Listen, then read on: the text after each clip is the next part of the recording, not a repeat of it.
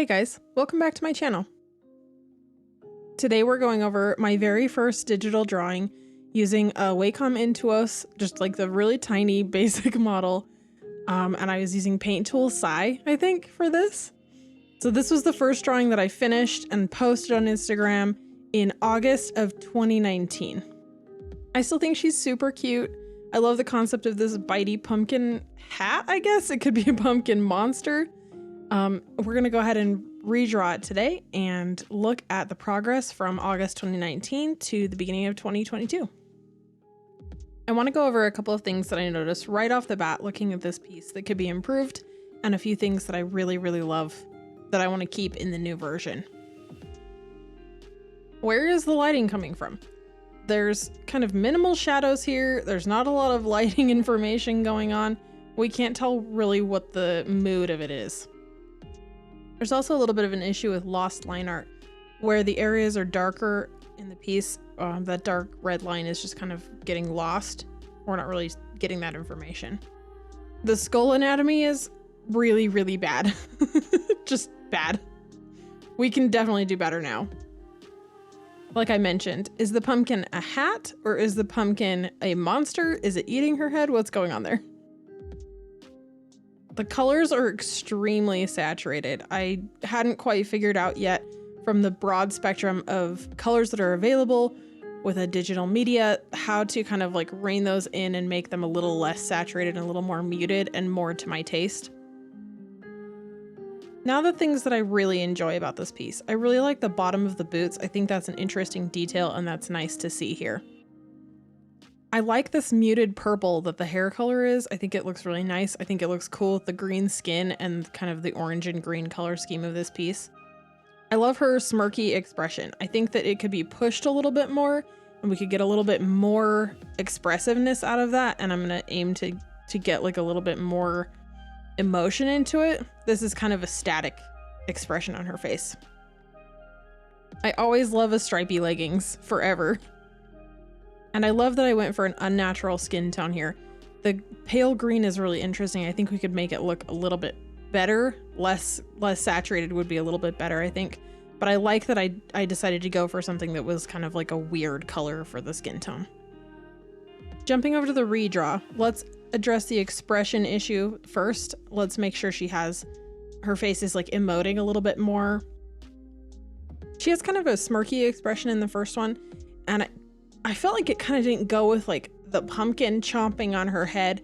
I kind of wanted more like indignant or, I don't know, like disturbed by the fact that there's this kind of like pumpkin monster.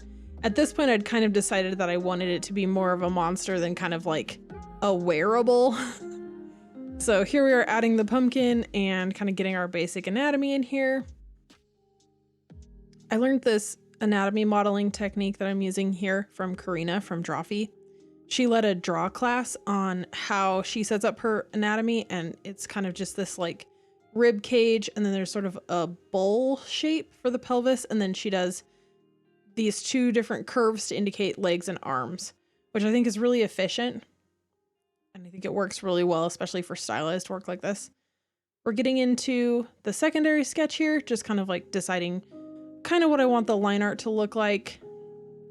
You can see we're pushing the expression a little bit more, trying to get her like surprised and infuriated a little bit that this pumpkin is attacking her head. This isn't going to be the final line art. It's just kind of like my guide for where I want things to be. We're going to get into kind of some weird little details that weren't in the first one here.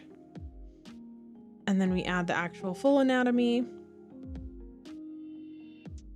I give her a little bit more dynamic of a pose too. Also, her feet make a little bit more sense. And gave her like better hands, more proportional arms and things. There's a lot wrong anatomically with that first piece, and we're okay with it. We're gonna just move on. That's what progress is all about, right? The pumpkin monster kind of needed a little bit of expression too, so I added these kind of like eye cutouts. I'm also making the pumpkin have a little bit more detail as a monster with some kind of bumps and cracks and stuff. Here we go, starting the actual line art. with like a nose style and kind of what I want it to look like. Finally remembered to drop the opacity down so I can see what the heck I'm doing. Yay.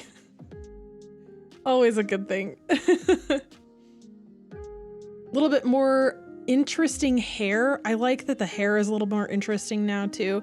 That was one of my 2021 art goals, was to make sure that the hair I was doing was more dynamic and felt more kind of fluffy, cartoony hair. One of the things I had no idea about when I was first starting with a tablet and with Paint Tool Sci for that first drawing is that it's totally acceptable to rotate the canvas to get the best angle on the line. I used to try and draw everything sort of upright, and now I know you can kind of like rotate the canvas around. I know I've got a hotkey on my Stream Deck to do just that, so that I can easily rotate and move my canvas around so that I can quickly access any angle on any line, because your wrists don't have 360 degrees. They have like a little over 180, but they don't turn 360 degrees, so you're not always going to be able to get the right angle on a line with your canvas straight up and down. You can kind of see here in my workflow, I'm adding a lot more details in the ink than I had in the first sketch and even in the second sketch. Those little veins on the leaf and the little spirally eyes, I've just kind of indicated to myself where I want to kind of spend the details, where I want those contrasted areas to be, like the heavy shadows in the inside the pumpkin face. But I haven't really fleshed out every single detail in the sketch, because the most fun for me is the inking.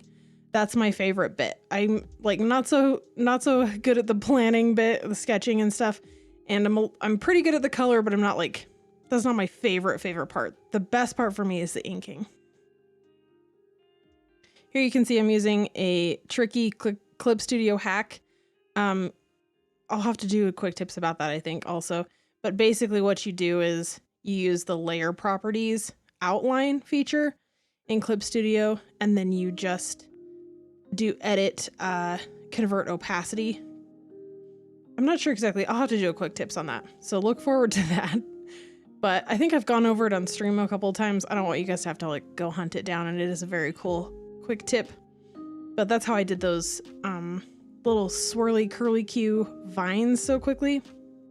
It was just, it's a white pen with a black outline, and then I've converted the opacity and just erased what I didn't need. So here I tried to do the boots and then decided maybe you should sketch the boots first. So I went back and did another sketch on top of my other two sketches just to get the boots exactly how I wanted them, because I remember really liking the bottom of the boots being shown on the other piece, so I wanted to make sure and at least get one of those in here. Here I think I got a little bit too zoomed in and started adding details so small that you're never going to be able to notice them in the final piece, like the stitching and the little eyelets around the laces. So probably should have been a little more careful there. Maybe next time we'll make sure and not zoom in quite so close. So now that we're done with the basic line for everything, I'm going to go back and I'm going to add things like wrinkles. There's a little edge I wanted to correct here. One of the things I got really comfortable with in the last year was when I'm inking, it's okay for me to kind of ink in an area and then go back with the eraser or with the transparency brush and just kind of erase areas to get the right kind of line consistency. Sometimes you have to paint in a big area with the line art and then come back and remove it. I like the texture that gives a lot as well. I do that a lot of the time with like hatch marks you can see with the eyes on the skull. The other way I could have done that was just fill in the whole eyes and then come back with the transparency brush and just cut out those areas that I wanted to show. Doing a little bit of sketching for some background here. The first one didn't have any kind of atmosphere with the piece at all.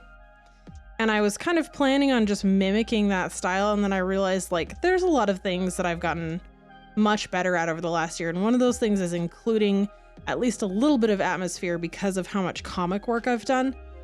It's become a lot more comfortable for me to add things like something behind the character in general, ever. So we've got these kind of floating candles that I'm adding in here just for a little bit of a lighting effect, or kind of show where the light's coming from rather than just having it be kind of disembodied off screen. This is sort of another thing I've gotten better at in the last year. Learning when to kind of copy and paste an asset to work smarter, not harder. I've also used the Liquify tool, which is brand new for Clip Studio Paint. If you guys haven't used that yet, it's pretty cool. It's available in Photoshop and Procreate already, but it's new to us Clip Studio users. So we're doing some wood detailing on the panel here. Just adding a little bit of texture and some beading. I've done all this on a different layer so I can kind of come back, select around the main body of the piece, and then just erase those background things that I didn't need. I'm also adding a little bit of like a border to this just to kind of frame it in like it's like a picture. I've got the side-by-side here so I can pull the colors directly because I did like some of the colors. But we also kind of need to design for a whole piece now rather than just kind of an isolated illustration within a white background. I thought it would be kind of cool to add sheer tights instead of just black and white tights. Still striped, always striped. And then we've got a little bit less saturated of the green skin tone. And then I think I went a little bit more purple with the hair too. Just a little bit. And we're just kind of painting in some little blush and some like details and stuff like that. The first piece, there wasn't a lot of color variety within the areas that were colored. There was just kind of like that flat color and then maybe a little bit of shadow. One of the things that I like about my work now is just like the heavy use of kind of blended colors and gradients in other areas. It's starting to actually kind of look like something now. So I'm adding a couple of other kind of greenish, orangish tones for the pumpkin monster. And then I'm also kind of doing like a beige for the candles and the skull and kind of a bottle green, like translucent glass for that bottle so that it has like a little more depth to it. Then we're adding just some kind of general lighting effects to the bottom here with just like a big shader brush. Oops, forgot some of my flats. We'll go ahead and paint the shoes in. Can't remember if there's, yeah, so I'm adding that like shading effect, and then I'm also adding like a little bit of a yellowy glow to the top above the candles. And then we're gonna go in and shade with a blue to contrast the orange because I want the pumpkin to stand out a lot. I'm adding a ton more detail to the hair. I think that this shadow pass really adds a ton to this illustration. And I love the kind of like texture that this has also. It reminds me a lot of Brett Helquist. Brett Helquist does the Series of Unfortunate Events and other kind of book illustrations. But he does a lot of kind of textured hatching shadows, which look really, really nice. I've got another copy of the same canvas pulled up on the side over here so that I get a good visual of what the whole piece looks like while I'm zoomed in and working on kind of the more finite details. That just kind of helps me keep things cohesive, and I can kind of see what an effect looks like through the whole piece. We're just adding shadows to like everything here. There's that textured shadow again that I was talking about.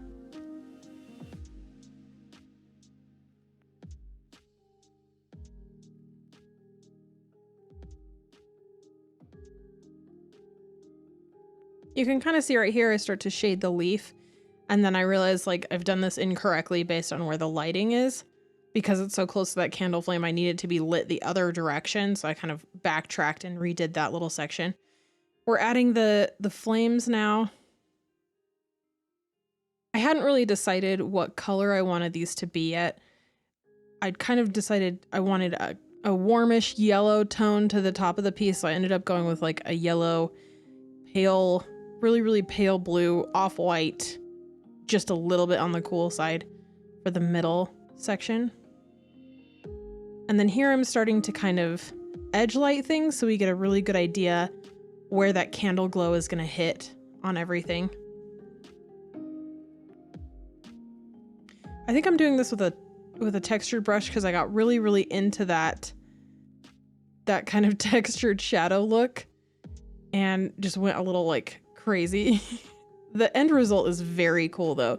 This highlight texture in her hair, I'm kind of obsessed with. Very fun.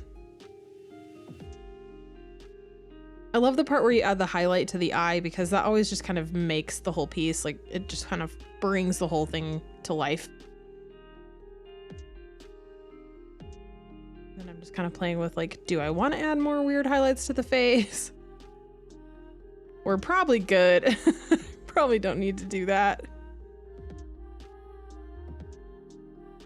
Each of these highlights, I'm color picking the area where the highlight's gonna go and then just lightening it a little bit depending on the texture of the material that is being lit.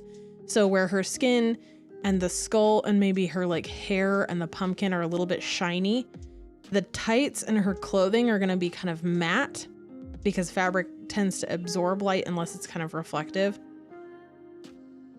Especially like the glass bottle, I added a lot of really sharp specular highlights to that one because it's shiny, it's made of glass. Now I'm just adding some texture to the carpet so we kind of like frame it in even more.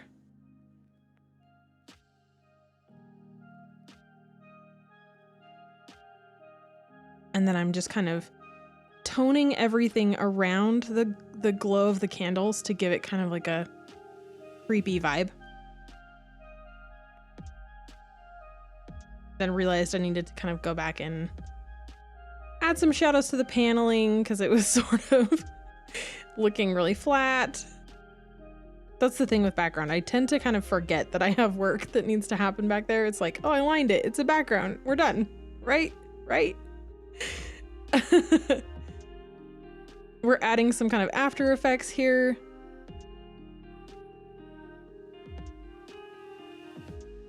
I'm doing slime. Okay. So I decided that the pumpkin needed to be kind of like slimy drooling on her. I don't know. The like creep factor and the gore thing is something I'm kind of new to. I'm working on it. This is maybe a not a great choice, but that's okay. I still really like it. Plus I have the final piece saved in a bunch of layers. So if I really hated it, I could just go back and pull those out again. And that's the final piece done. I'm actually super pleased with how this came out. I think it's so cute. And I love how her little face looks and all the different colors that were used. The sheer tights and the clear bottle especially, I think, add a lot. The little like pumpkin's weird face. It was just really fun to work on. I'm really excited about how it turned out. I can't wait to share it with you guys. Let me know in the comments what you thought about the old version versus the new version. Which one do you like better? And what else do you think would make a really good redraw? Thank you so much for watching. Please let me know if you have any questions or suggestions for future videos or tutorials in the comments below, or you can drop by my stream here on YouTube. I'm always happy to answer questions. This video was brought to you by my patrons, Terribly Jean, Anthony Jutz, and Jesse C. Thank you so much for your support.